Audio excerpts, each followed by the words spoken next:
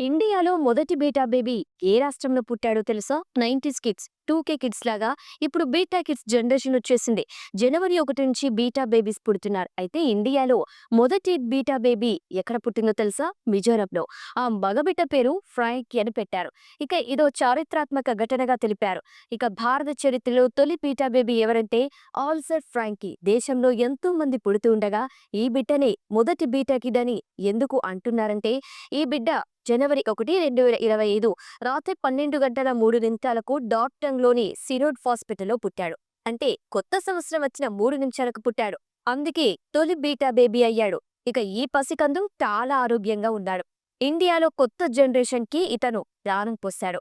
Aizawl, కాట్లా, east కమ్యూనిటీకి చెందిన తల్లిదండ్రులకు బ్రాహ్మణుచ్ మావి జడేది రేమ్రూవక్ తన బిడ్డను చూసి గర్వపడుతున్నాడు. ఈ బిడ్డ 3.12 కేజీల బరువున్నాడు. ఇక నార్మల్ డెలివరీలోనే పుట్టాడు. అందువల్ల సిజేరియన్ అవసరపడలేదు. ఇక పిల్లాడు పుట్టిన సందర్భంగా చూసి డాక్టర్లు, నర్సులు ఆనందపడ్డారు. ఎందుకంటే ఆ బిడ్డ బీటా బేబీ కాబట్టి. ఆ బిడ్డకు గ్రాండ్ పేరెంట్స్ ఫ్రాంకీ రెమ్నువాత్దిక జార్డన్ అని పేరు పెట్టారు. ఇక నన్ను డెలివరీ కోసం డిసెంబర్ 31, 2024లో ఆసుపత్రిలో చేర్పించాడు. అదృష్టం కొద్దీ బిడ్డ ఎలాంటి ఇబ్బంది లేకుండా పుట్టాడు. కానీ నేను ఇండియాలో తొలి బీటా బేబీకి జన్మనిస్తాను అని అస్సలనుకోలేదు. అసలు ఆ విషయమే నాకు తెలియదు.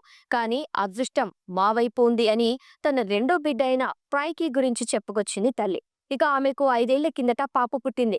2025, 2039 మధ్య పుట్టే పిల్లలు బీటా జనరేషన్ పిల్లలంటారు. ఇక దీనికి ముందు అంటే 2010, 2024 వరకు ఆల్ఫా జనరేషన్ బిడ్డలు పుట్టారు. బీటా జనరేషన్ పిల్లలకు టెక్నాలజీతో ఎక్కువ సంబంధం ఉంటుంది.